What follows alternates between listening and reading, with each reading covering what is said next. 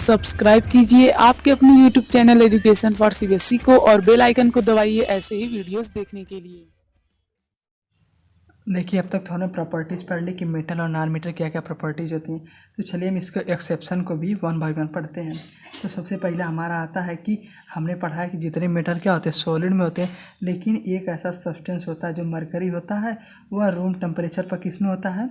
हाँ, वह room temperature पर आपका लिक्विड में होता है। लेकिन हमने क्या पढ़ा था कि सॉलिड में होता है। तो कुल मिला जुला कर ये एक्सेप्शन है कि जो हमारा मरकरी होता है तो वह बेसिकली क्या होता है?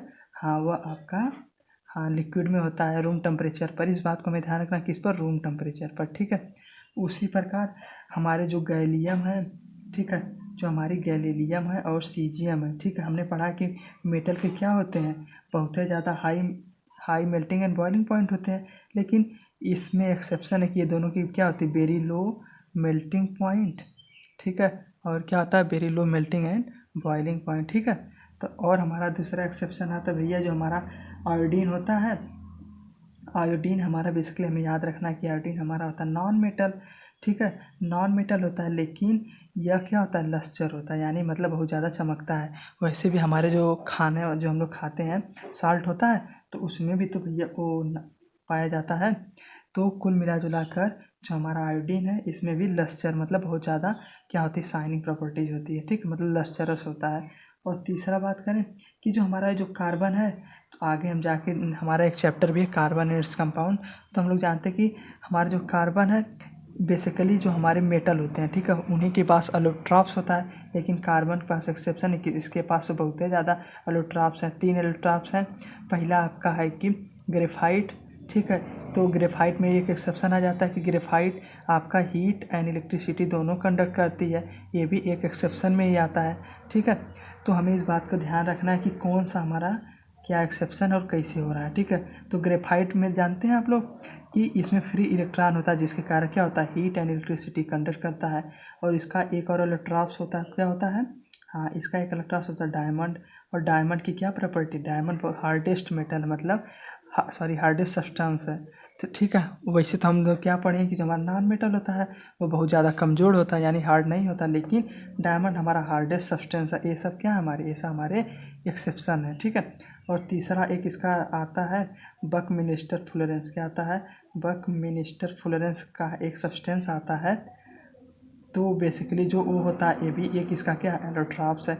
इसका फुटबॉल लाइक स्ट्रक्चर होता है, ठीक है। तो कुल मिला जुला कर हमने देखिए हमने कार्बन के बारे में क्या जाना कि हमारे कार्बन जो बेसिकली इसके 3 एलोट्रॉप्स हैं। ग्रेफाइट है, तो ग्रेफाइट क्या होता है कि इसके पास हीट एंड इलेक्ट्रिसिटी कंडक्ट करता है। कहाँ पर बताइए आप लोग यूज़ करते हैं ग्रेफाइट का? हाँ, आपकी जो पेंसिल है बेसिकली उसकी जो लीड होती है वह किसकी बनी होती है? वह ग्रेफाइट की बनी होती है, ठीक है। और दूसरा हमने पढ़ा डायमंड। डायमंड में क्या एक्सेप्शन है कि डायमंड जैसा कि हम जानते हैं कि हमारे जितने भी मेटल होते हैं क्या होते हैं? बहुत ज़्यादा स्मूथ होते हैं, ज़्यादा हार्ड नहीं होते, लेकिन हमारा डायमंड क्या है? हार्डेस्ट सब्सटेंस बन गया है। तो उसी प्रकार हमारा बकमिनिस्टर फ्लोरेंस भी इसका एक क्या है? इसका एक एलोट्रॉप्स है, ठीक है। यही सब बेसिकली इसके एलोट्रॉप्स हो गए। तो अब हम बात करें फोर्थ पॉइंट के बारे में कि जितने भी अल्काली मेटल होते हैं, ठीक है। देखिए मैंने अल्काली मेटल मतलब क्या, जितने भी सब्सटेंस हमारे अर्थ में पाए जाते हैं, बेसिकली अर्थ में अगर पाए जाते हैं, वैसे सब सब्सटेंस अर्थ में पाए जाते हैं, लेकिन बेसिकली अल्काली मतलब होगा कि अर्थ मेटल कहते हैं, इनको अर्थ मेटल भी कहते हैं, ठीक है, मतलब अर्थ के अबाउट पाए जाते हैं। तो कुल मिला जुला कर हम पढ़े हैं कि हमारे जो मेटल होते हैं बहुत हार्ड होते हैं, लेकिन जो हमारा सोडियम होता है, सोडियम को आप चाहे तो सोडियम ले लीजिए और इसे चाहे तो चाकू से भी काट दीजिए। तो ये हमें क्या इंडिकेट कर रहा है कि भैया हमारे ये बहुत ही स्मूथ होता है। यहाँ पे भी एक्सेप्शन हो गया कि हमने पढ़ा मेटल बहुत ही हार्ड होता है, लेकिन ये बता रहा है कि भैया इतना नरम होता है कि इसे हम चाकू से भी काट सकते हैं, ठीक है। तो कुल मिला जुला कर यही आपका था। इसका और एक एग्जाम्पल है क्या? पोटेशियम जो होता है, ठीक है, यही इसका क्या है? यही इसके कुछ एक्सेप्शन है। पहला एक्सेप्शन क्या है? मरकरी हमारा लिक्विड में एग्जिस्ट करता है, किसमें? रूम टेम्परेचर में, ठीक है। उसी प्रकार हमारा आयोडीन जो भैया हम जानते हैं कि नॉन मेटल, लेकिन यह कौन सी प्रॉपर्टी शो करता है? लस्टरस प्रॉपर्टी, जो कि केवल मेटल करते हैं, मतलब बहुत ज़्यादा चमकदार होता है, ठीक है। और दूसरा बात हमने कार्बन के बारे में तो पूरी थ्योरी डिस्कस कर ली कि कार्बन की बेसिकली हमने देखा कि हमारा 3 एलोट्रॉप्स एग्जिस्ट कर रहा है, ग्रेफाइट, डायमंड, बकमिलिस्टर फ्लोरेंस। ग्रेफाइट जो कि नॉन मेटल होने के बावजूद क्या कर रहा है? हीट एंड इलेक्ट्रिसिटी कंडक्ट कर रहा है। वहीं बात करें डायमंड के बारे में, डायमंड हमारा हार्डेस्ट सब्सटेंस है। और तीसरा बात तो बक मिलिस्टर फुलरेंस, तो इसे हमें नहीं पढ़ना है, ठीक है, आगे हम पढ़ेंगे।